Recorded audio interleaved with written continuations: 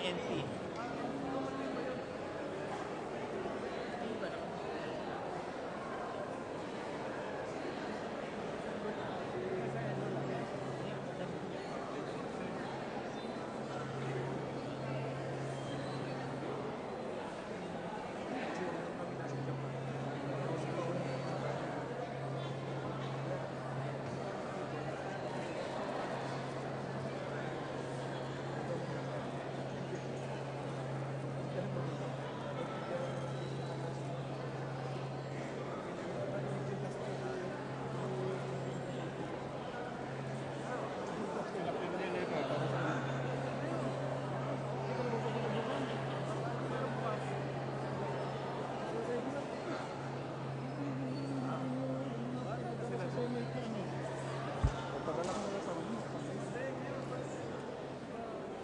Sabi, papatay pa ako ngayon ng bago.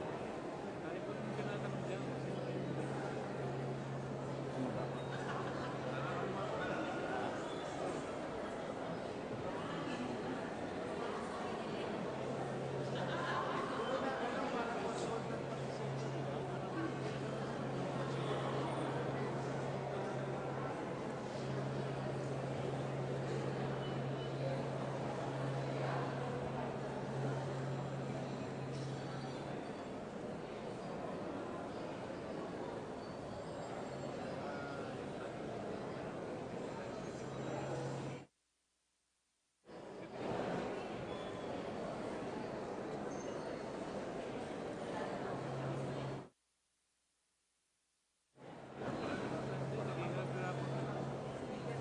Guys, what is it?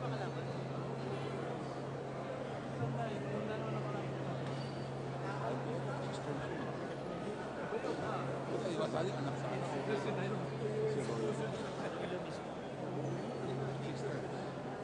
Kaso si Clear by the lot ngayon, nag-claim siya inaya ko raw. Kasi speaker by turning lang.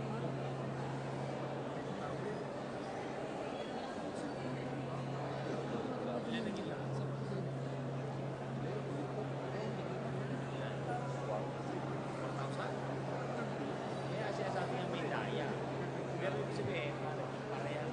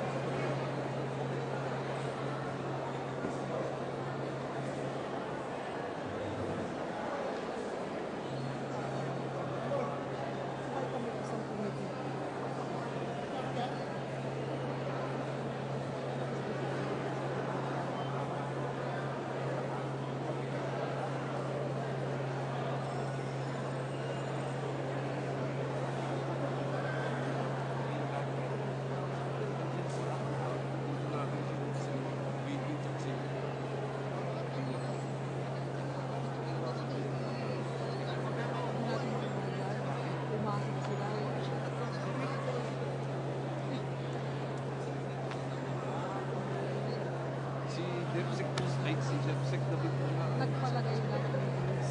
Ano po na? Kasi June session yun, kasi pwede siya na rin.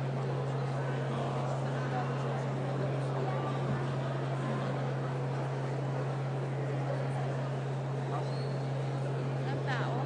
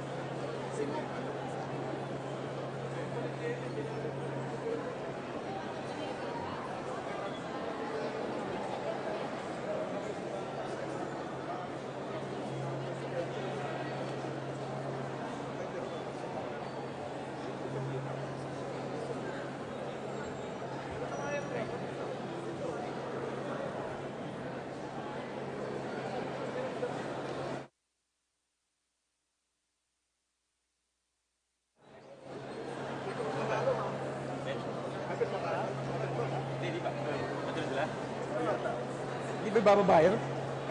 Hindi yata sila nagpipirmahan. Hindi ko lang. Aso na.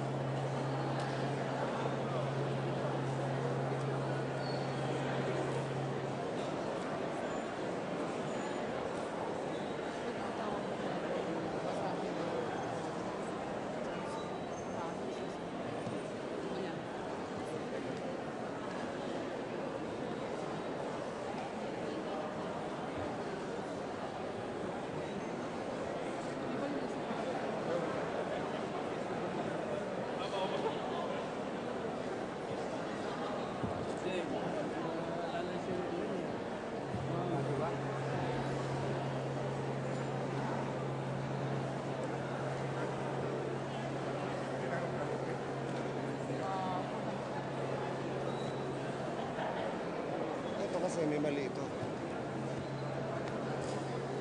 Ayan, kulang yan, tama. Dapat yan 140. Pakuha ka ng isang ganito ngayon. Corrected.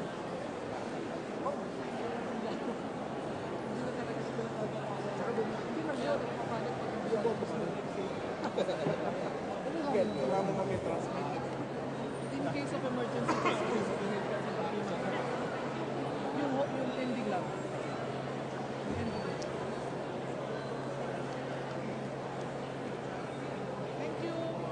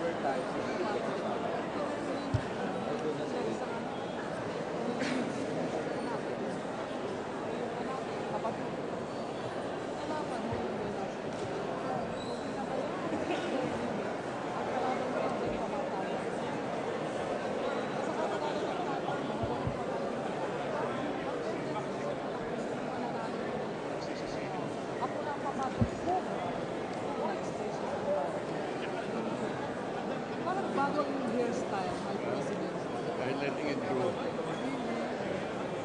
Oh, you look so lovely. You look refreshed. Parang fake yata yun. Later.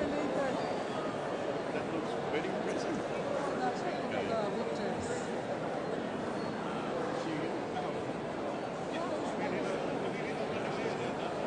But he's not coming.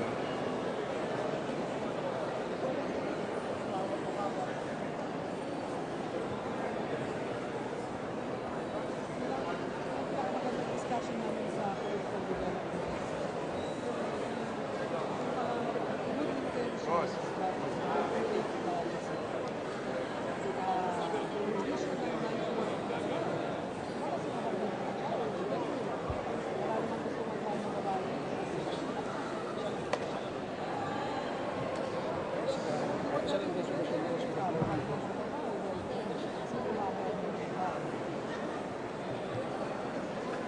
More than, diba?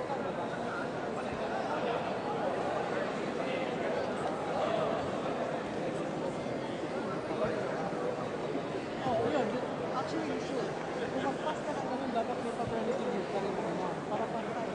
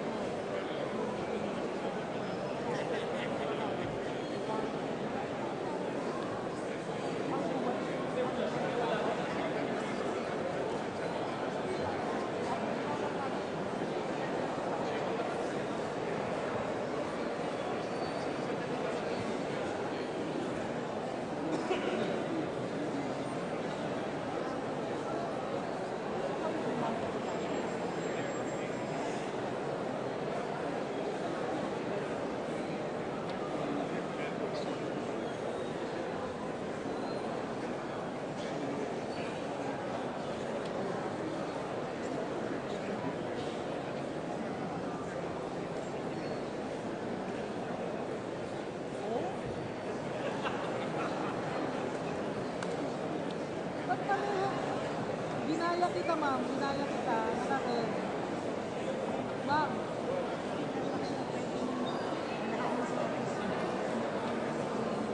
Oo, ma'am naman. Anytime nandiyan po ako hanggang Sabado, ma'am. After man tata. Ay, oo nga ako. Anytime. Hanggang Sabado nandiyan ako, ma'am.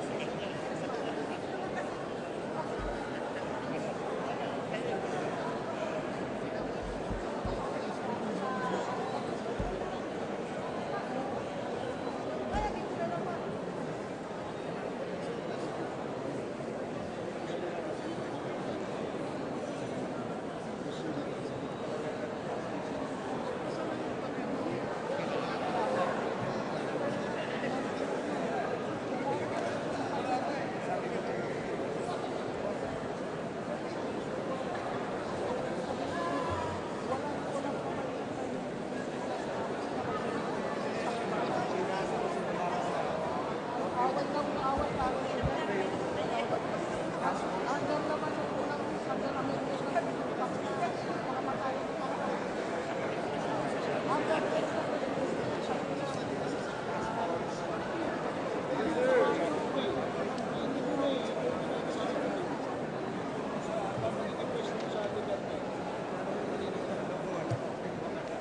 kasamahan mo, mga malulupit kayo.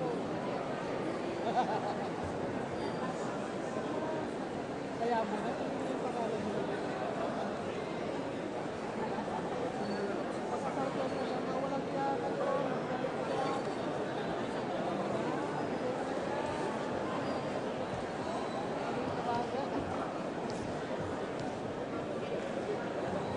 Sir Bambol.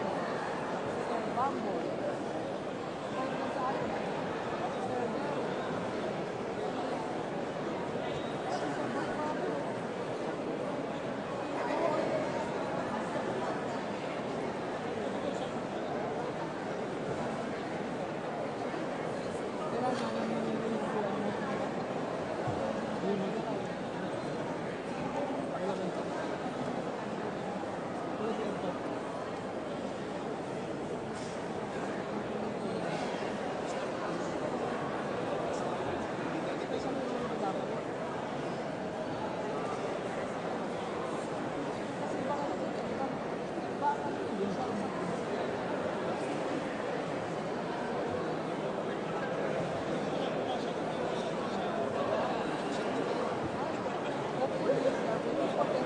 Oh.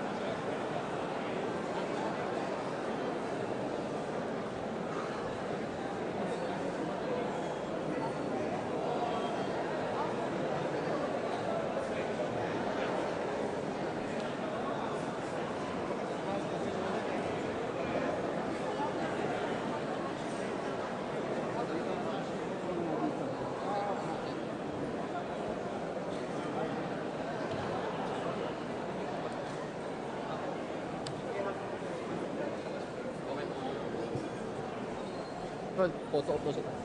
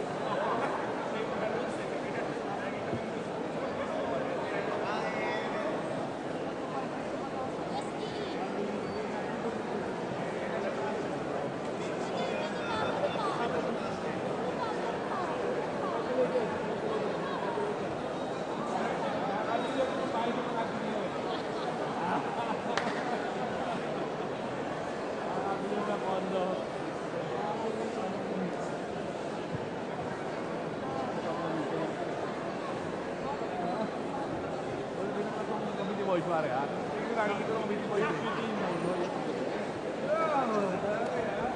Ano tayo dyan?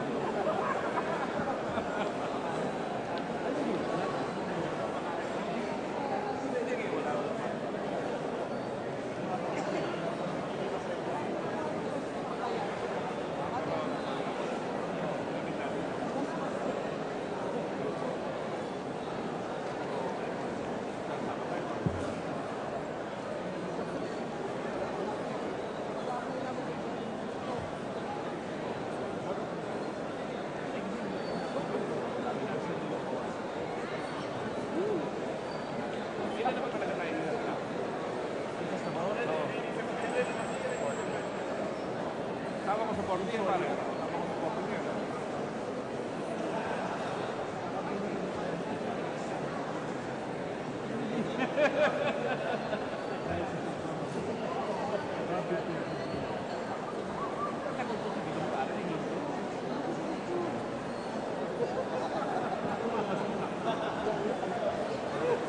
Tagal na mo. Mas masama ito po sa sabihin.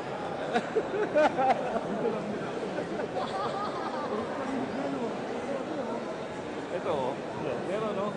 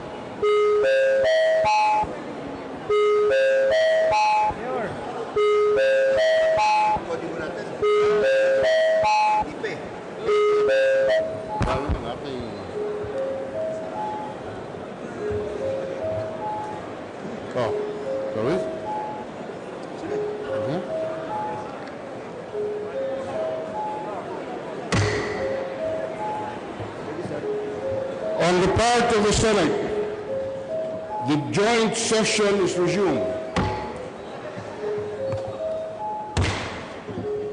On the part of the House of Representatives, the joint session is resumed.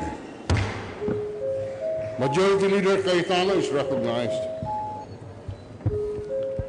Good afternoon, dear colleagues. Mr. President, on the part of the Senate, I move for the consideration of the report of the Joint Committee and accompanying resolution of both houses proclaiming the candidates obtaining the highest number of votes for President. Mr. Speaker, on the part of the House of Representatives, I move for the consideration of the report of the Joint Committee and the accompanying resolution of both houses proclaiming the candidates obtaining the highest number of votes for the President and the Vice President. Mr. Speaker, is there any objection? Mr. Speaker? Mr. Speaker? Yes. Before we consider the joint report, may I be allowed to say a few words? Speaker, under our rules, after the respective person to be authorized by each chamber to say something about the report or to sponsor the report, any member of the House speaking for and in behalf of the House or the Senate may speak for or on behalf of a candidate for not more than 5 minutes. So we will reach that point, Mr. Speaker, after the respective sponsorship speeches have been made by the sponsor in the Senate and the sponsor in the House. This is just a matter of The gentleman will be recognized after the committee reports are read into the record. Okay, is there any objection to the motion? There being none, the motion is approved. The Secretary General is hereby directed to read the title of the report of the Joint Committee and the resolution of both houses. Report of the Joint Committee for the canvassing of votes for the presidential and vice presidential candidates in the May 9, 2016 elections. Resolution of both houses, number 1. Resolution of both houses approving the report of the Joint Committee declaring the results of the national elections held on May 9, 2016 for the offices of President and Vice President and proclaiming the duly elected President and Vice President of the Republic of the Philippines. The Majority Leader of the Senate is recognized, Senator Cayetano. Mr. President, on the part of the Senate, the Honorable Senator Aquilino L. Pimentel III will sponsor the report of the Joint Committee. House Majority Leader Gonzales II.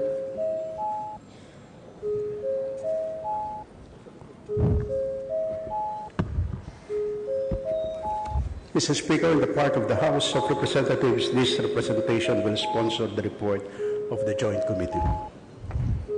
The Honorable Senator Aquilino L. Pimentel III is recognized to deliver his sponsorship speech. Mr. Senate President, Mr. Speaker of the House, as co-chairperson of the Joint Committee, together with Congressman Neptali Boyet Gonzales II, that served as the National Board of Canvassers, I respectfully submit for consideration by this august chamber in joint public session the report of the Joint Committee on the canvass of votes for the President and Vice President, as well as the resolution of both houses number 1 approving the report of the Joint Committee declaring the results of the national elections held on May 9, 2016 for the offices of President and Vice President and proclaiming the duly elected President and Vice President of the Republic of the Philippines. For the efficient and expeditious canvassing of 167 COCs, means certificates of canvass, at record speed of 3 days, I would like to thank the following: my co-chairman from the House of Representatives, Congressman Neptali M. Gonzales II, and the members and alternates of the Senate and House panels, namely, on the part of the Senate, Senator Juan Edgardo Angara, Senator Juan Ponce Enrile, Senator Chupisto Gingola III, Senator Sergio Osmeña, Senator Ralph Recto, Senator Vicente Soto III, and Senator Cynthia Villar and Joseph Victor J.V. Ejercito as alternates. On the part of the House of Representatives, Representative Neptali Gonzalez II, Chairman, Representative Elpidio Barsaga Jr., Representative Silvestre Bello III, Ferdinand Castro, Romero Federico Kimbo, Rufus Rodriguez, Reynaldo Umali, and Representatives Ronaldo Zamora, Rolando Andaya, Ibarra Gutierrez, and Oscar Rodriguez as alternates. The Senate Secretary, Oscar G. Yabes, and Secretary General of the House of Representatives, Marilyn Barua Yap, the staff of the Joint Secretariat, the lawyers of the candidates, and the following Commission on Elections officials: Honorable Robert S. Lim, Commissioner, Chairman of the Steering Committee and Head of the Project Monitoring Office; Honorable Arthur D. Lim, Commissioner, Chairman of the Office of Overseas Voting; Attorney Jose M. Tolentino Jr., the Executive Director; Attorney Bartolome J. Silo Cruz, Deputy Executive Director for Operations; Attorney Chupisto E. L. Nas Jr., Director for Election and Barangay Affairs Department; Attorney Consuelo B. Jola, Secretary of the Commission; Attorney Divine Blas Perez, Office of Overseas Voting; Attorney Dino Maglasang, Office of Overseas Voting; Acting Director Maria Juana S. Valesa, Office of Overseas Voting; Mr. Alvin C. Henota, Information Technology Officer of the NBOC CCS Operator. We also have to thank the chairpersons from the Board of Canvassers for Laguna, Ilocos Sur, Davao del Norte, Antique, Iloilo City, Lanao del Sur, and Northern Samar for traveling all the way from their respective provinces and cities to attend the canvassing in order to explain what occurred in their respective jurisdictions. Also, we have to thank the distinguished members of both chambers for their cooperation and great help. And lastly, we thank Senate President Franklin M. Drilon and House Speaker Feliciano Belmonte Jr. for entrusting to us, the members of the Joint Committee, this important and significant task of canvassing the votes for President and Vice President.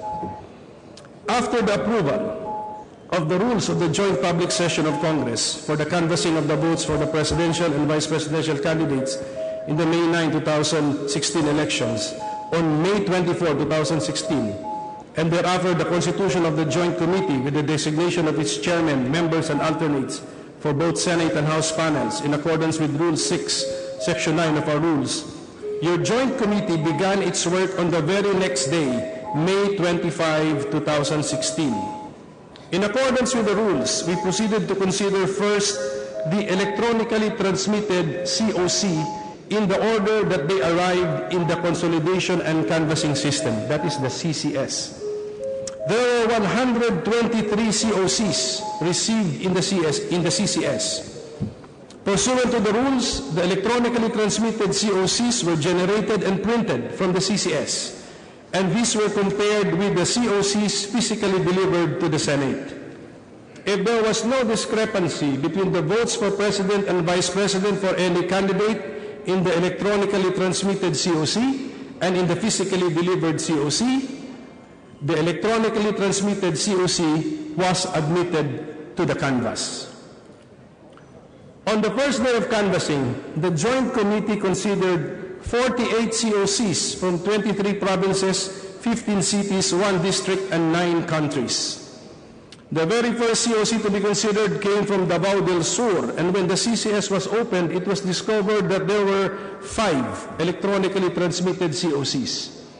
However, 4 of the 5 COCs generated from the CCS were identical to one another, and the votes for President and Vice President therein matched the number of votes in the physically delivered COC. Only the first electronically transmitted COC had figures different from the rest of the COCs, and the numbers contained therein were significantly less than the figures in the other electronically transmitted COCs. It appeared that the figures contained in the first electronically transmitted COC came from the pre-logic and accuracy tests, pre-LAT, which had been conducted before voting occurred on May 9, 2016. After the lawyers were given the opportunity to make observations and objections, and none of them expressed opposition to the canvas of any of the electronically transmitted COCs which matched the physically delivered COC. The second electronically transmitted COC for Davao del Sur was admitted to the canvas. For overseas absentee voting, 2 countries, namely Malaysia and the Kingdom of Bahrain, had electronically transmitted COCs from the CCS, but no corresponding COCs physically delivered to us. There was actually a special diplomatic pouch delivered from the Kingdom of Bahrain, but when the package was opened, it was discovered to contain only a vote counting machine, but there was no COC. Nevertheless, because of the lack of objection or opposition from the lawyers of the candidates, and seeing nothing to alarm us from the electronically transmitted COC for Malaysia and the Kingdom of Bahrain, these were admitted to the canvas. At the end of the first day, 45 COCs were admitted to the canvas from 20 provinces, 15 cities, 1 district, and 9 countries. Canvassing of 3 COCs from Laguna, Ilocos Sur, and Davao del Norte were suspended because there were discrepancies between the multiple copies of the electronically transmitted COCs and the physically delivered COCs as to the number of votes for President and Vice President. The chairpersons of the provincial boards of canvassers of these provinces were summoned through the COMELEC to come to the plenary hall of the House of Representatives the next day to explain the discrepancies. The COMELEC was also directed to give an explanation as to the reasons for the delay in the physical delivery of the COCs from Malaysia and the Kingdom of Bahrain. On the second day, the Joint Committee considered 73 COCs from 55 provinces, 9 cities, and 8 countries. The Joint Committee resumed consideration of the suspended COCs from the provinces of Laguna, Ilocos Sur, and Davao del Norte. The COCs for these provinces were included in the canvas after the explanations given by the chairpersons of the Board of Canvassers. Attorney Gloria Ramos Pitalio appeared for Laguna, Attorney Rodora Arocena for Ilocos Sur, and Attorney Jennifer Ponpon Ancla for Davao del Norte. Their explanations were accepted. For Laguna, it was the manually prepared and physically delivered COC which was admitted to the canvas after it had been established that the electronically transmitted COC for Laguna included the pre-lot results for the municipality of Rizal, and that the provincial COC with the corrected results could no longer be transmitted to Congress's CCS after the CCS assigned to the province no longer functioned. For Ilocos Sur, the electronically transmitted COC, which included the correct results for the municipality of San Ildefonso, signed by Attorney Arocena, which matched the correct physically delivered COC, was canvassed. For Davao del Norte, the electronically transmitted COC, which included the correct results for the municipality of Asuncion, signed by Attorney Ancla, which matched the physically delivered COC, was the one canvassed. There were 2 electronically transmitted COCs and 2 physically delivered COCs for the province of Bohol. The initial electronically transmitted and physically delivered COCs included the votes of the municipality of Baclayon with the pre-lot results. Thus, the subsequent electronically transmitted COC with the correct results for the municipality of Baclayon, which matched the subsequently physically delivered COC with the correct results for Baclayon, was admitted to the canvas. For the province of Southern Leyte, the first one of the 3 electronically transmitted COCs did not match the votes in the physically delivered COCs for President and Vice President. This was due to the fact that the initial electronic transmissions of the COC for these provinces included the pre-lot results of the municipalities of Inundayan and Silgo. Since the 2 subsequent electronically transmitted COCs matched the physically delivered COC for Southern Leyte, the second electronically transmitted COC was the one included in the canvas. For Nueva Ecija, there were 3 electronically transmitted COCs and 2 physically delivered COCs. The initial electronically transmitted COC and physically delivered COCs included the pre-lot results for the municipality of Llanera. Thus, the subsequent electronically transmitted COC for Nueva Ecija with the correct results for the municipality of Llanera, which matched the subsequently delivered COC with correct results for Llanera, was admitted to the canvass. At the end of the second day, 69 COCs had been admitted to the canvass for the day, which came from 54 provinces, 8 cities, and 6 countries. There were 2 COCs from the People's Republic of China, one electronically transmitted with a corresponding physically delivered COC, which came from the mainland, and a manually prepared and tabulated COC, which reflected the voting in Taiwan, because Taiwan did not have automated elections. Canvassing of 4 COCs from Antique, Iloilo City, Kuwait, and Canada were suspended. The canvassing of COCs from Kuwait and Canada was suspended because only electronically transmitted COCs were available for them, since the special diplomatic pouches, which were supposed to contain the COCs, have not yet been delivered to the Senate. Canvassing of the COC from Antique was suspended because there was a discrepancy between the electronically transmitted COC and the physically delivered COC as to the number of votes for President and Vice President. The canvassing of the COC from Iloilo City was suspended because the city certificate of canvass could not be located inside the ballot box that was physically delivered to the Senate. The chairpersons of the boards of canvassers of Antique and Iloilo City were summoned by the Joint Committee to the COMELEC to come to the plenary hall of the House of Representatives the next day to give their explanations. The COMELEC was required by the Joint Committee to give a written explanation as to the reasons for the delay in the delivery of the COCs from Kuwait and Canada. The chairpersons of the Provincial Board of Canvassers for Lanao del Sur and Northern Samar were also summoned by the Joint Committee through the COMELEC in anticipation of problems that may be encountered in the canvass of these 2 areas based on the report given by the COMELEC. By the end of the second day, the Joint Committee had cumulatively canvassed a total of 114 COCs. On the third day, the Joint Committee canvassed 53 COCs from 7 provinces, 1 city, 1 from local absentee voting, 1 from detainee voting, and 43 countries. The Joint Committee resumed consideration of the suspended COCs from the province of Antique, from Kuwait, and the city of Iloilo.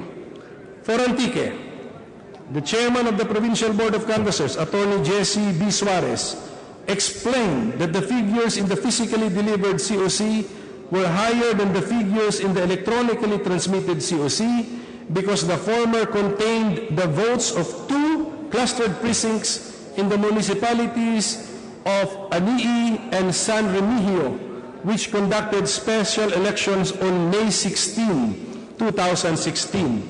And the reason for the special elections was the shortage of official ballots for the said precincts on May 9, 2016. After the explanation, and there being no objection or opposition from the Council of the Candidates, the manually prepared and physically delivered COC from Antique was admitted to the canvass. The COC from Kuwait was canvassed after it was manifested that the special diplomatic pouch from Kuwait had been delivered earlier by the representative of the COMELEC, and it was compared and found to match the electronically transmitted COC from the CCS. The COC for Iloilo City was immediately canvassed after the chairman of the City Board of Canvassers, Attorney Jomar Alizal Betita, was able to locate the physically delivered COC among the documents contained in the ballot box for Iloilo City. And it was shown that the figures in the said COC matched those of its counterpart electronically transmitted COC. For the province of Lanao del Sur, the figures contained in the electronically transmitted COC matched the figures in the physically delivered COC. However, there was a notation in the physically delivered COC that the canvass for 1 clustered precinct in Masiu was not included, that the votes for 1 precinct in Masiu were not included in the canvass, in the provincial canvass. Attorney Roberto de la Peña chairperson of the PBOC, was summoned, and he explained that 279 ballots in one clustered precinct in Masu were not accepted by the VCM, which had broken down, and as such, the canvass of the municipality of Masu was incomplete. He further manifested that the 279 ballots, as well as the VCM, are now in the gymnasium of the provincial capital of Lanao del Sur. After the explanation of Attorney de la Peña, the electronically transmitted COC for Lanao del Sur, which matched the physically delivered COC, was admitted to the canvass. After all the electronically transmitted COCs were canvassed, with the exception of COCs from Canada and Northern Samar, which were temporarily suspended pending the arrival of the pouch from Canada and the chairperson of the PBOC of Northern Samar, the Joint Committee considered the canvass of 43 physically delivered COCs, and these are without corresponding electronically transmitted COCs. Of these 43 COCs, 42 were manually prepared and one was electronically prepared, but by force of circumstances, physically delivered because it could not be electronically transmitted. 2 manually prepared COCs from local absentee voting and detainee voting came in 2 ballot boxes. The remaining manually prepared COCs came in special diplomatic electoral pouches of various shapes and sizes from the different countries. Upon opening of the manually prepared COCs, the Joint Committee considered whether the votes in words and in figures matched, and whether or not the COCs were complete with all the names of the candidates present, or had erasures or alterations. If the votes in words and in figures in the COC matched, and it was complete and had no erasures or questionable alterations, then the COC was deemed in order and admitted to the canvass. When the special diplomatic pouch from Austria was opened, it did not contain a COC, hence the canvass was suspended. The representative from the COMELEC's Office on Overseas Voting, Attorney Maria Juana Valesa, was summoned and requested to give an explanation about the delay in the delivery of the special diplomatic pouch for Canada and the non-inclusion of the COC in the pouch delivered to the Senate from Austria. Attorney Valesa stated that based on information given her, the COCs and supporting documents from Canada were only shipped from Canada on May 26, 2016, and would probably arrive in the Philippines in 3 to 5 days from that date. However, she had in her possession a certified true copy of the COC from Canada, which COMELEC received through electronic mail or email. Inasmuch as the votes in the electronically transmitted COC for Canada match the votes in the certified true copy of the COC brought by Attorney Valesa, the COC for Canada was admitted to the canvass. As to the COC for Austria, Attorney Valesa also manifested that she had with her a certified true copy of the COC from Austria, which the COMELEC had received by electronic mail. During the discussion, it was established that electronic mail is an acceptable means by which the COMELEC could receive COCs and supporting documents relating to votes from overseas absentee voting under Republic Act Number 9189. After the manually prepared COC of Austria was examined and found to be in order, it was admitted to the canvass. Finally, the electronically transmitted COC for Northern Samar was compared to its corresponding physically delivered COC. Although the figures in both COCs matched, there were handwritten numbers with plus and equal signs in the physically delivered COC. The Joint Committee took note of a COMELEC en-banc resolution which provided that the votes of one clustered precinct in the municipality of San Francisco Lope de Vega, which held special elections on May 16, 2016, should be manually added to the votes in the physically delivered COC. Given the circumstances, the physically delivered COC for Northern Samar with the manually added votes for one clustered precinct in the municipality of San Francisco Lope de Vega was admitted to the canvass. The matter of the so-called undervotes, which counsel for Senator Ferdinand Bongbong Marcos Jr., candidate for Vice President, orally manifested several times during the 3 days of canvassing, was then discussed. It was manifested by Congressman Rufus Rodriguez that a similar matter had been discussed during the canvassing for votes for President and Vice President in 2010, but the so-called undervotes were then called null votes and represented undervotes, overvotes, misshades, and no votes recorded as non-votes.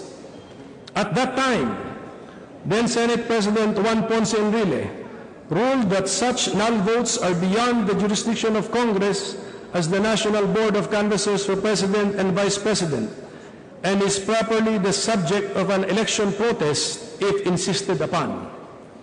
Thus, Congressman Rodriguez suggested that the Joint Committee follow the precedent established in 2010 and not consider anymore the manifestation about the so-called undervotes. By the end of the third day, the Joint Committee had cumulatively canvassed a total of 167 COCs, which included the COCs from 81 provinces, 24 cities, 1 district, 1 local absentee voting, 1 detainee voting, and 58 countries, with 1 country producing 2 COCs, and that is China. Of the 167 COCs canvassed, 120 COCs were electronically transmitted through the CCS, 46 COCs were manually prepared and physically delivered, and 1 COC was electronically tabulated and canvassed but had to be physically delivered because it could not be electronically transmitted, and that came from Israel. Compared to the canvassing done in 2010, which took a total of 9 working days, this time our Joint Committee did the work in only 3 days, the shortest period of canvassing of votes for President and Vice President in Philippine history. Thus, we are ready to recommend to the joint session today the proclamation of the winning candidates for President and Vice President. The results of the national canvass for the positions of President and Vice President are as follows. For President, Rodrigo R. Duterte, 16,601,997. Manuel A. Rojas III, 9,978,175. Mary Grace Natividad Espo, 9,100,991. Jejomar C. Binay, 5,416,140. Miriam P. Defensor Santiago, 1,455,532. And Roy V. Señeres, 25,779. For Vice President, Maria Leonor G. Robredo, 14,418,817.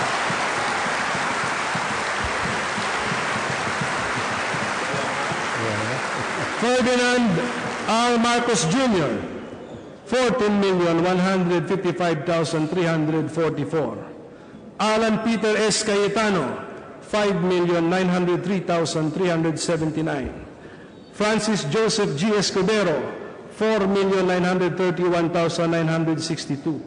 Antonio F. Trillanes IV, 868,501. And Gregorio B. Honasan II, 788,881. The results of the canvass show that Rodrigo Rodi Roa Duterte and Maria Leonor Lenny G. Robredo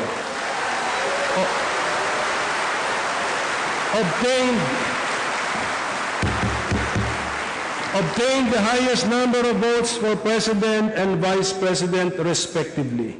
In view of the foregoing, the Joint Committee recommends that Congress, as the National Board of Canvassers, approves the report of the Joint Committee and the resolution of both Houses of Congress number 1, declaring the results of the national elections held on May 9, 2016 for the office of President and Vice President, and proclaiming Rodrigo Roa Duterte as the duly elected President of the Republic of the Philippines and Maria Leonor G. Robredo as the duly elected Vice President of the Republic of the Philippines.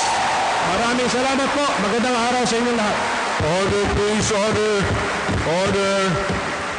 Parliamentary inquiry, Mr. Speaker. Mr. Speaker, parliamentary inquiry.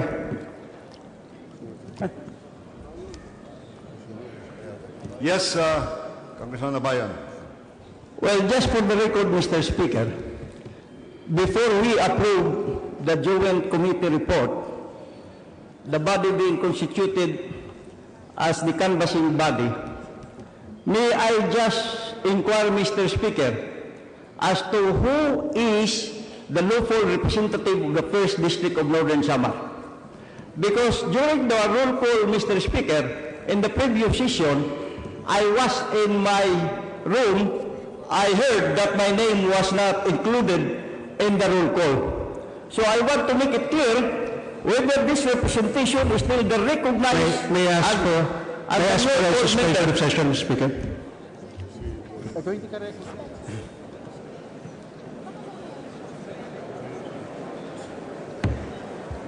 Session suspended for 1 minute. Session suspended for 1 minute. Wala pa namang order ang Supreme Court. Si Dasam nakaupo na yan.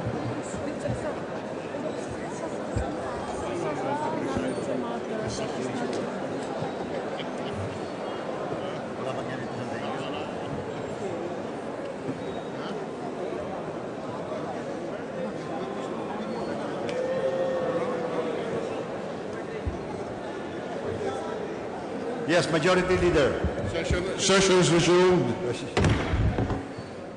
Mr. Speaker, as far as we are concerned, the distinguished gentleman, the Honorable Abayo, cannot be recognized at this point in time because as far as our record shows, it's still Representative Dasa.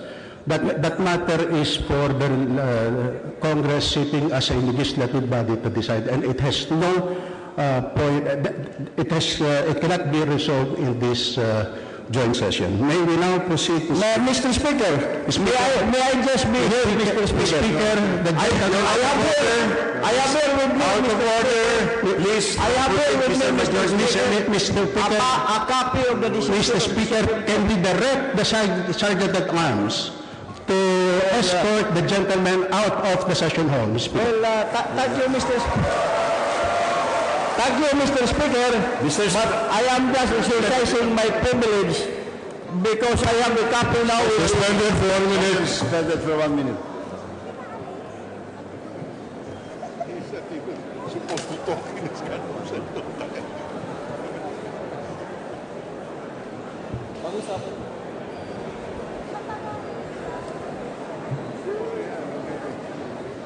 We have something to talk about.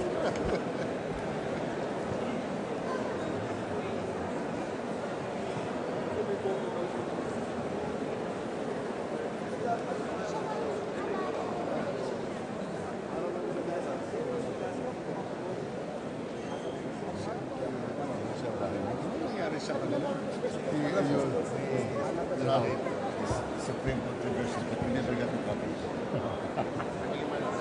was never officially included. They don't like to explain this here. So, but he won back or he lost? He won. No, in this election. Talo. Talo. So, This is his last appearance. hindi, he will appear in your... And then we are Tuesday. Tuesday. Tomorrow. Because may session tayo bukas. Sa Miyerkules mo. Pero sa may legislative session, bukas. Ako magagawa yun. Being ordered. This is what the House wants. Dapat kausapin ng mga kilala. No, I'm not doing anything here. Actually, it is to his credit. The legal procedure, when there is a decision of the Supreme Court, As a Because matter he of has fact, another year. when the decision of the House It's to his advantage kung hindi na serve. that you Because he has another was term. being promulgated, there were violations because the NTT was not made in open session. It was made in multiple, a violation of the provisions of the Res de Postability.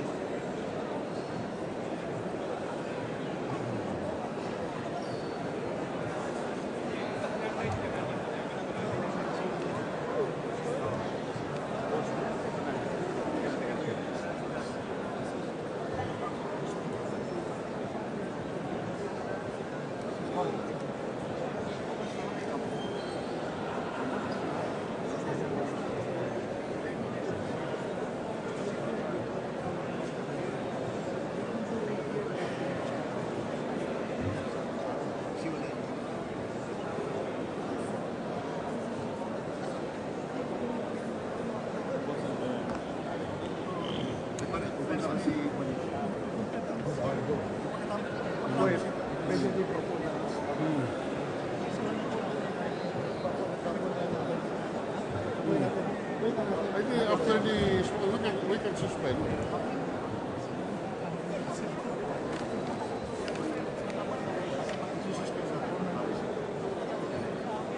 Hindi, meron naman dito.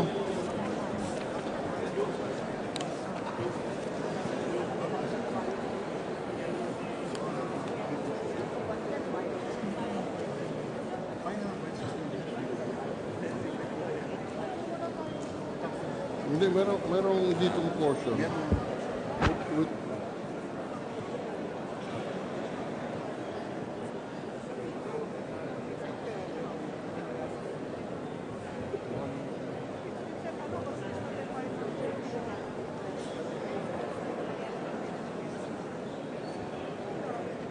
Otherwise, magagalit naman si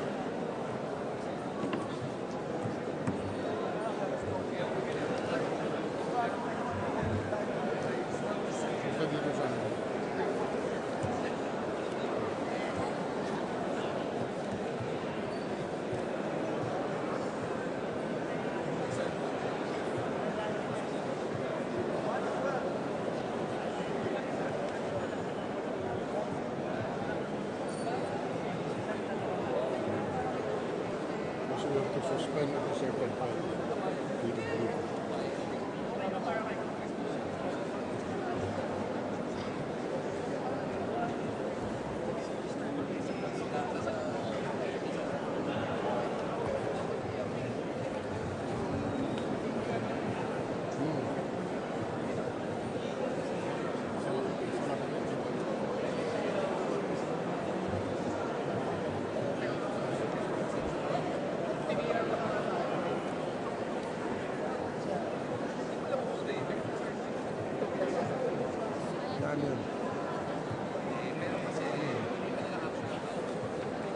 Wala pa tayo na.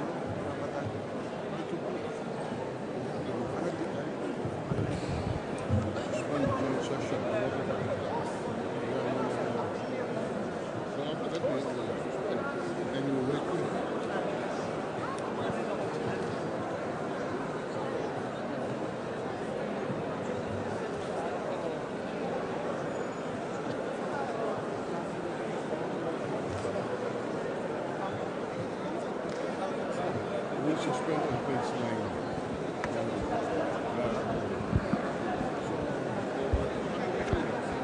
So we suspend on page 9.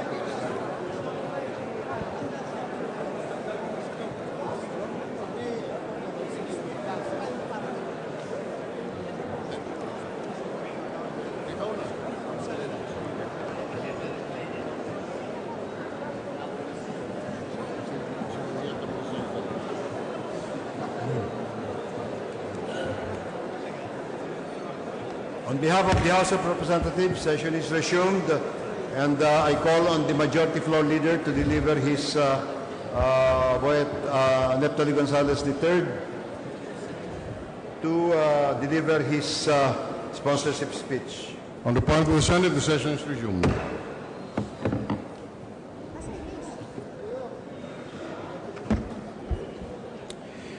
Mr. Speaker, I am honored to present the report of the Joint Committee on the Canvass of Votes of candidates for President and Vice President in the May 9, 2016 elections, together with the resolution of both houses declaring the newly elected President and Vice President of the Republic of the Philippines.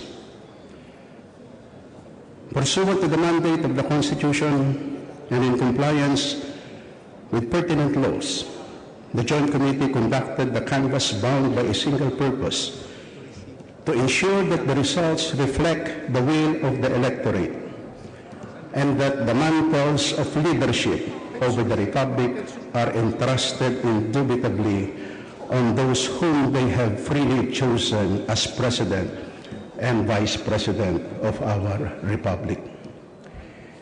In full view of the public, with all opportunities given to every party concerned to present their positions and questions before the Joint Committee, the canvass proceeded smoothly and was concluded in record time. I repeat, in record time, unimpeded by glitches or unresolved questions.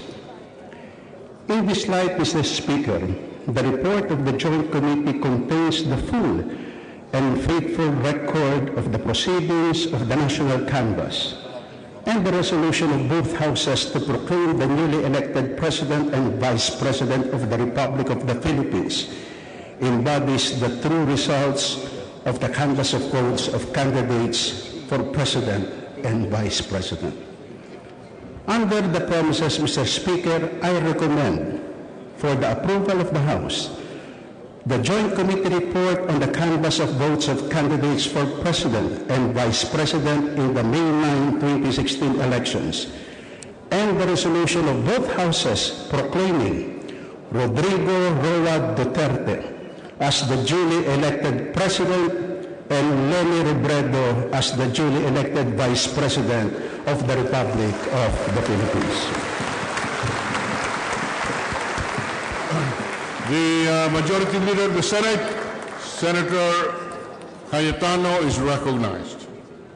Mr. President, there being no other member of the Senate who wishes to deliver a speech for and behalf of any presidential or vice presidential candidate, we now proceed to vote on the report and the accompanying resolution.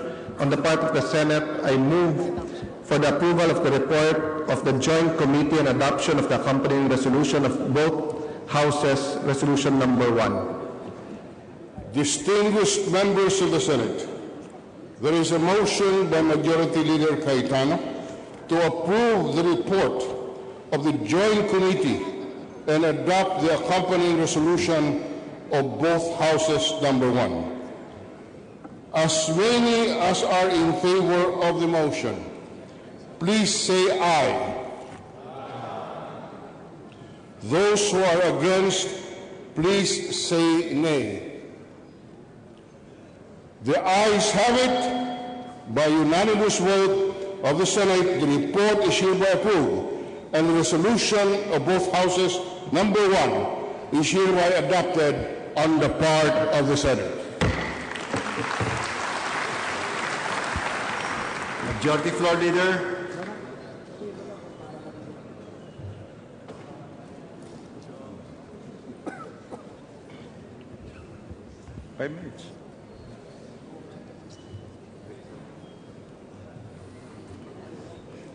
Mr. Speaker, I understand that the distinguished gentleman from Abacada, the Honorable Jonathan de la Cruz, wishes to deliver a speech for a particular candidate, and under our rules, he is given 5 minutes, Mr. Speaker. The representative of the Abacada party list is hereby given 5 minutes to deliver a speech. our people to join us in the continuing search for truth, not only about the recently concluded elections, although that is what most of our people have been urging us to inquire into, but also the travails and challenges facing our benighted country as the second Aquino administration bows out of office. There will be more than enough time to scrutinize and audit the claims of this outgoing daang matuwid kung walang korap, walang mahirap administration, especially since we look forward to President-elect Rodi Duterte's initiatives to bring to fruition what he advised our countrymen in the course of the campaign. Change is coming, a change we all can believe in. So we will have to focus on the issues and concerns we raised during this campaign. As the good book says, there is a time for everything and a season for every activity under the heavens. God will bring into judgment both the righteous and the wicked, for there will be time for every activity, a time to judge every deed. And so for today, with the indulgence of the body, may I be allowed to bring to its attention the affirmation of a cause I have no doubt we are all for and should be part of. This is not a call for another round of recriminations or divisive comments, of rancor in our hearts. Instead, this is a call for renewal, an exhortation for patriotic endeavor. Partisan feelings must now yield to patriotic duty. What remains of that will now have to yield to a united effort to correct the infirmities of our electoral processes, as we have witnessed since 2008, when we first experimented with automated elections, to the 2010 presidential contest, to the 2013 midterm elections, and now to this recently concluded one.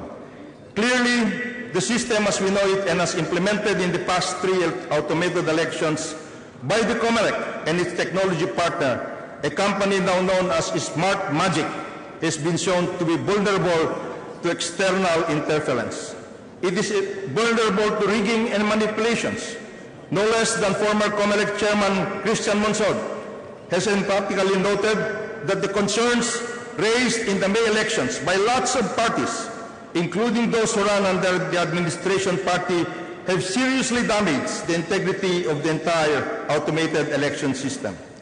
We have outlined, Mr. Speaker, Mr. Senate President, in broad strokes what we believe are the telltale signs of such vulnerabilities, and we will, in the course of time and at the right venue, prove to one and all that such indeed have engendered questionable results and unimaginable negative consequences. But as I noted earlier, there will be a time and a place to bring these issues to the fore. For now, partisanship must yield to patriotism. And so, as I greet the soon-to-be proclaimed winners and wish them well as they take over the reins of government, let there be no doubt, while I strongly disagree with the National Board of Canvassers count, I accept it. We accept it. I accept the finality of the count, which will now be ratified by the joint session. And so for the sake of our country, our unity as a people, and the strength of our democracy, I offer our congratulations and Godspeed. But for the sake of all those who believe in Senator Marcos and the causes she advocated, unity in diversity, an end to divisiveness and vengeance, inclusive growth and justice for all, in the course of the campaign, in short, the gentleman from Ilocos Norte ran as he spiritedly did to uplift the standing of every common man and woman, the humble members of society, to whom we must now dedicate our call for progress and justice. But Mr. Speaker, Mr. Senate President, before we can even make that first step for progress and justice for all, it is incumbent upon me, as the campaign advisor of Senator Marcos, to ask the questions which more than 14 million Filipinos who voted for him have long wanted to be answered by all concerned, including members of this joint session, in as truthful and responsible manner as we can. I have no doubt these are the same questions which every single Filipino who cares for our country and our people, even those who did not vote for Senator Marcos, would like to be truthfully answered as well. First, what is the COMELEC doing about the complaints of vote buying and similar electoral offenses which were reported before, during, and even after the May 9 voting? Has the COMELEC sanctioned the parties involved in open buying, including those that were part of a viral video in Piquet, North Cotabato? Second, is the COMELEC aware that this resolution exempting the handing down of a number of government works and projects during the election period from the enumerated prohibitions such as the CCT, PhilHealth, BUB, and others was used as a carte blanche by administrator operators to openly and capriciously buy the loyalty and, of course, the votes of the unsuspecting recipients. Third, has the COMELEC taken hold of the spending done in ads and campaign operations by the candidates, especially those running for national positions, which may have breached the levels specified under the rules? Fourth, did the COMELEC, as it is its bounden duty, comply with all the testing and sealing rules, as well as the get-go safeguard rules, prior to issuing the authority for the entire system to be operated? I am told there were a host of issues and concerns which remained unanswered and which now need to be answered as the system's vulnerabilities are exposed. Even as the COMELEC, Mr. Speaker, Mr. Senate President, was still struggling with the innumerable technical challenges in the automated election system 2016 version, including the no bio, no voto, and the hacking of its system prior to the voting, the body must now answer a lot of questions associated with the voting itself. Did the COMELEC give Congress and the public later the complete list of the serial numbers associated with the 92,000 vote counting machines deployed nationwide? How many of these malfunctioned on election day? Where? When? What was done with these malfunctioning machines? I am told that in one province alone, in Camarines Sur, more than 90 vote counting machines malfunctioned on election day. Which machines were these? What happened to these machines? What about the reports on the consolidated canvassing servers? There are reports that 30 such servers from various parts of the country were bundled and sent to the Santa Rosa warehouse of Smartmatic. Which servers are these? Why were these bundled and shipped to Santa Rosa? What happened in Santa Rosa? Were these machines eventually used? If so, for what and when? Just this morning, Mr. Speaker, Mr. Senate President, 3 whistleblowers publicly stated that there was a rogue canvassing center in Quezon, which ostensibly intercepted the results and consolidated the same and dispute this out with controversial results. Again, this must be looked into. Did the COMELEC account for the 2,800 other machines retrieved from the 2013 exercise, which were supposedly set aside, but which some sectors are now claiming were actually used this time around? Early on, in the course of voting on May 9, and immediately after and during transmission, reports that a certain Marlon Garcia, the Venezuelan technical director of Smartmatic, on his own and without any express authority from the COMELEC and bank, changed the script of the PPCRB transparency server over a minor matter, allegedly a cosmetic change, but which IT experts now charge impacted on the entire automated election system. This has embroiled the COMELEC and Smartmatic in a controversy which has inevitably put into question the integrity of the system and the election results. This has prompted me and the Marcos campaign to request the COMELEC to conduct a thorough systems and platform audit to clear the air. We had wanted, Mr. Speaker, Mr. Senate President, the audit undertaken prior to the congressional canvass. Unfortunately, COMELEC decided otherwise, but we continue to urge that such audit be undertaken, as studies show that indeed that move by Garcia, the same Garcia who has monkeyed with the 2008, 2010, and 2013 elections through a similar ruse, cosmetic change, has impacted heavily on the integrity of the system. This audit has become even more critical with the now impending proclamation of the winners in the presidential and vice presidential contest to ensure that no iota of doubt, no cloud of apprehension can be handed over to the mandate being given to the top 2 officials of the land. This has even become more necessary in the case of the vice presidential race because of the extremely slim margin between the top two candidates. We note, for example, that the 260,000 vote lead of Representative Robredo can be easily overtaken if the system audit, which will presumably require a look at the election returns themselves, show that indeed a number of things changed after that questionable Venezuelan strike. If the body will allow, I will be happy to read for the record a good example of the end results after that strike. Due to these unquestionably illegal acts, I have decided, ladies and gentlemen, to file cases against Garcia, Eli Moreno, and Smartmatic.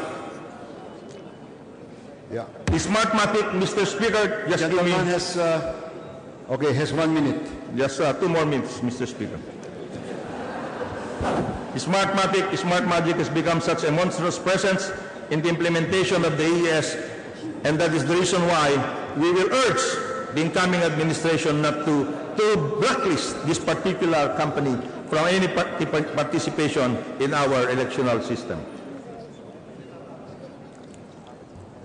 For example, this is what Smartmatic has done. As reported in certain quarters, it has set up several rogue consolidated canvassing service centers nationwide without COMELEC's express approval. Was the transport of 30 CCS machines to Santa Rosa ostensibly for repair and recalibration part of this rogue system? Is it also true that there is a super CCS which Smartmatic has set up somewhere in the Metro Manila area, which at some point during the transmission of results from the various BCMs took over the entire task of consolidation? Is this the reason why we had systems problems at 7:30 in the evening of May 9 and also at 10 o'clock and thereafter and the election day itself of May 9? There is also the problem of the unaccounted votes. And this is one problem that we will now have to look into, Mr. Speaker. The undervote totaled 3.5 million. Gentleman has exceeded his 2 minutes. Mr. Speaker. Yes. Just I will now recognize the... Just two more pages, Mr. Speaker. No, Mr. Speaker. Mr. Speaker. Mr. Speaker. Just 2 more pages Mr. Speaker. for the record. The 2 pages can be inserted into the record of... I will just read one short paragraph if that is the pleasure of the Speaker, Mr. Speaker. I will just read this. Okay. Go ahead, sige. Our people, not just those who voted, work hard and tried with the Marcoses want answers, Mr. Speaker, Mr. Senate President. Honest, responsive, and credible answers to these and other questions. They may not get the answers now as the Joint Canvass Committee submits its report. They may not get their answers now as this joint session proclaimed the winners, but we will not stand still, Mr. Speaker, Mr. Senate President. We will strive to seek the truth and provide answers to the myriad questions which have come and continue to come our way. And so I say, as I paraphrase the late Senator Edward Kennedy, for all those who walk this journey for unity, inclusive growth, and justice for all the humble members of society who sought reforms and waited for the light, for all those who aspired for an end to divisiveness and vengeance, and for all those who dreamed and hoped for a better future for us all and the generations to come, the cause endures, the hope still lives, and the dreams shall never die. Thank you very much, Mr. Speaker, and we look forward to a changed Philippines, a change we can all believe, and a change we hope will endure. Thank you. Majority Floor Leader. Mr. Speaker, there being no other member of the House who wishes to deliver a speech for and in behalf of any presidential or vice presidential candidate, we now proceed to vote on the report and the accompanying resolution. On the part of the House, I move for the approval of the report of the Joint Committee and the adoption of the accompanying resolution of both Houses. Number 1. So moved, Speaker. Distinguished members of the House of Representatives, there is a motion to approve the report of the Joint Committee and to adopt the report, the accompanying resolution of both Houses. Number 1. As many as are in favor of the motion, please say aye. As many as are opposed to the motion, please say nay. The ayes have it. The report is hereby approved, and the resolution of both Houses, number 1, is hereby adopted on the part of the House of Representatives. Majority Leader Cayetano is recognized. Mr. President, on the part of the Senate and pursuant to the resolution that we have just adopted, I have the privilege to move that we proclaim the duly elected President, Rodrigo Rodi Roa Duterte, and the duly elected Vice President, Maria Leonor Leni Herona Robredo, the Vice President of the Republic of the Philippines. Is there any objection? The chair hears none. On the part of the Senate, I hereby proclaim Rodrigo Roa Duterte and Maria Leonor Herona Robredo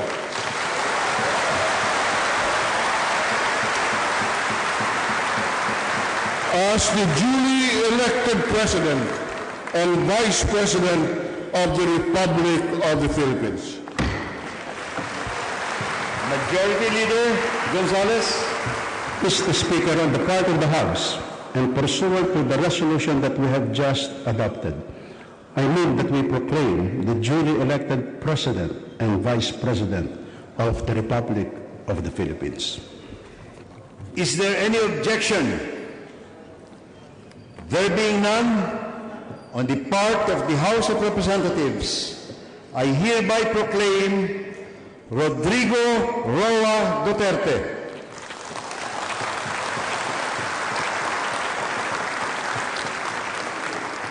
and Maria Leonor Herona Robredo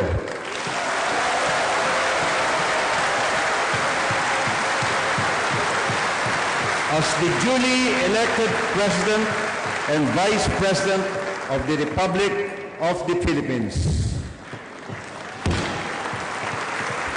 We shall now proceed with the approval of the journal, and for this purpose, Senate Majority Leader Cayetano is recognized. Mr. President, on the part of the Senate, I move that the Honorable Senate President be authorized to approve the journal of the joint public session, and that such approval shall be considered as the action of the Senate of the Republic of the Philippines.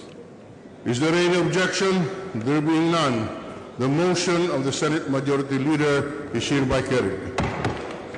Majority Leader Mr. Speaker, on the part of the House, Gonzales. I move that the Honorable Speaker be authorized to approve the journal of the joint public session, and that such approval shall, for all intention and purposes, be considered as the approval of the House of Representatives. Is there any objection? There being none, the motion of the House Majority Leader is hereby approved.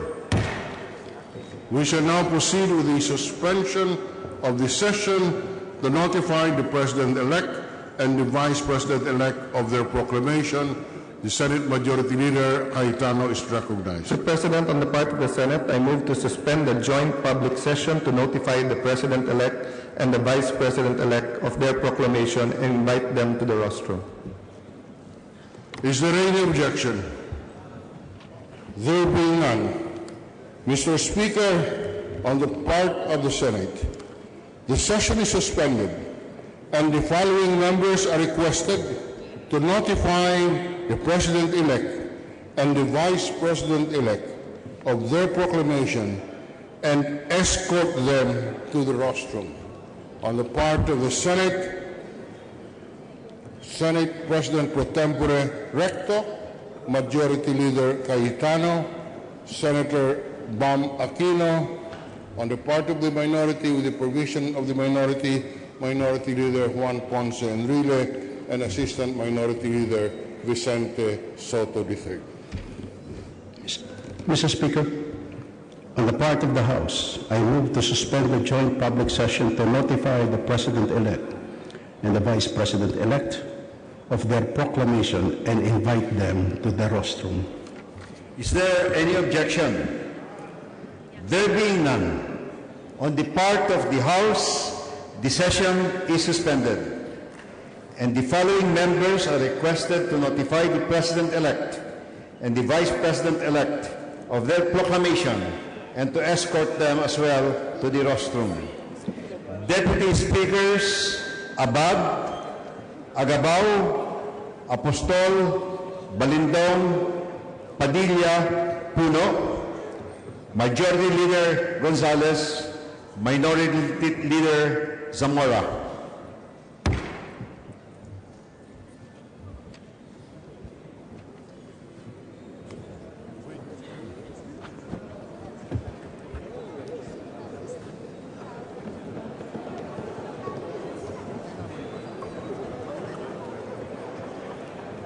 kept suspending sessions.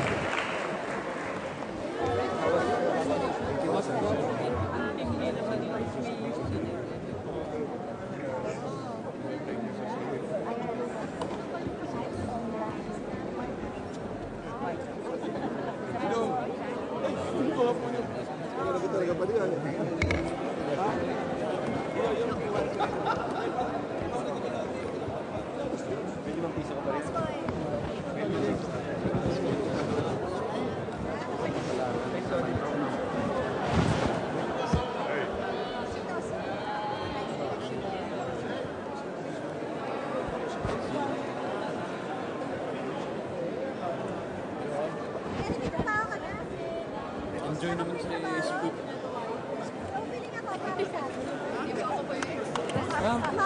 Gusto ko.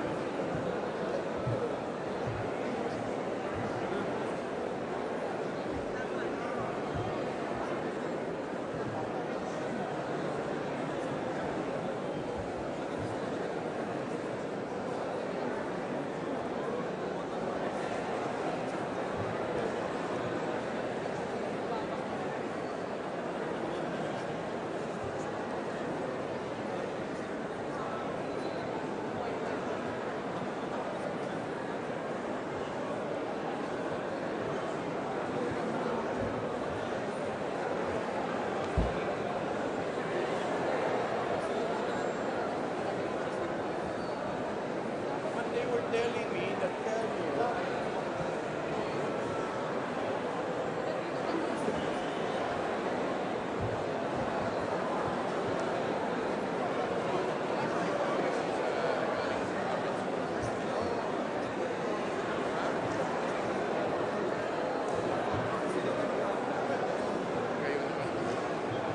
carrier finance, sinabi nila sa akin yung carrier papunta sa akin para sa aircon ko.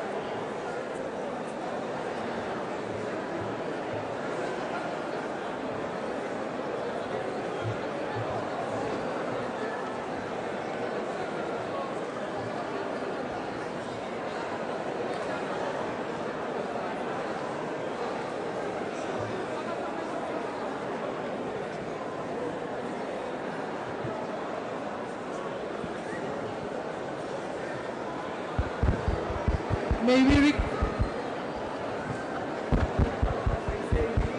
we request the members of the House and the members of the Senate of the Philippines to take your respective seats.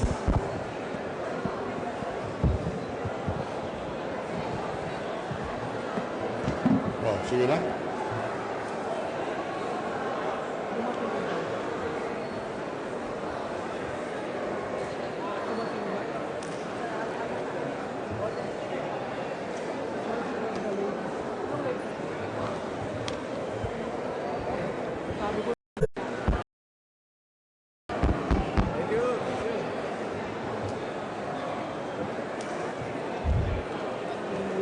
Oh, sige na. Oo naman. Shall we?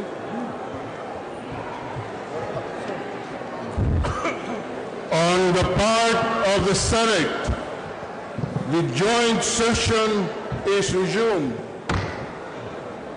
On the part of the House of Representatives, the joint session is resumed. Ladies and gentlemen of the 16th Congress, the Honorable Rodrigo Roa Duterte, President-elect, and the Honorable Maria Leonor Herona Robredo, Vice President-elect of the Republic of the Philippines. May we request the Honorable Maria Leonor Herona Robredo, Vice President-elect, to proceed to the rostrum. May we also request the family of the Vice President-elect to accompany the Honorable Vice President-elect Maria Leonor Herona Robredo to the rostrum.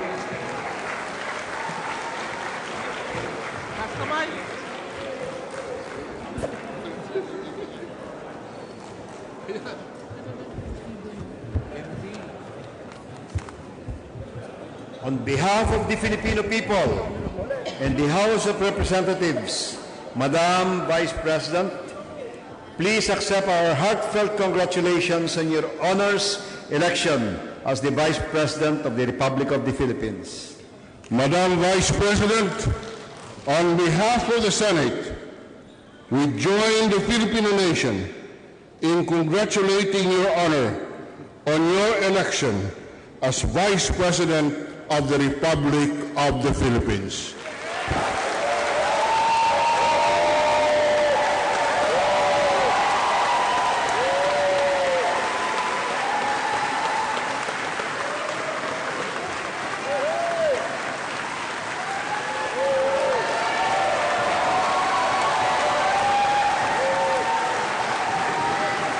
Ay, dito kayo sa tabi. Come. By this side. By the side of the speaker and by my side. There. Okay. You had in so many rallies. 1, 2, 3.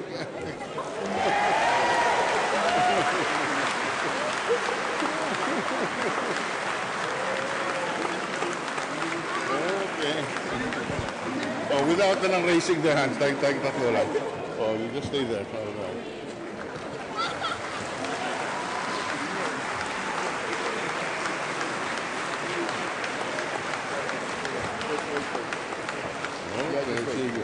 Thank you, Lenny. Congratulations.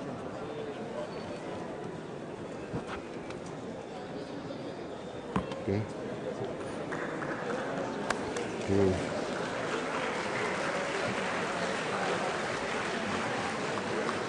Ito, dito na. Ako na, ikaw. Ako na, no? Oh.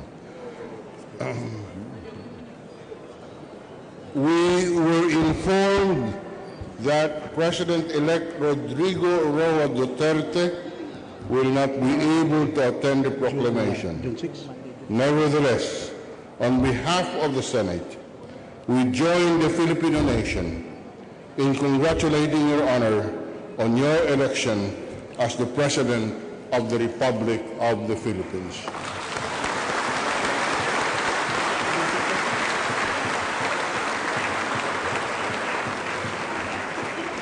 On behalf of the Filipino people and the House of Representatives, Mr. President, please accept our heartfelt congratulations on your honors election as the President of the Republic of the Philippines. Mr.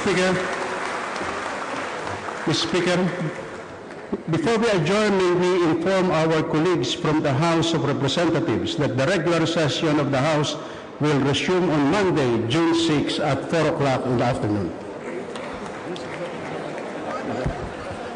On the part of the Senate, our suspended session will resume at 3 o'clock tomorrow, Tuesday, May 31.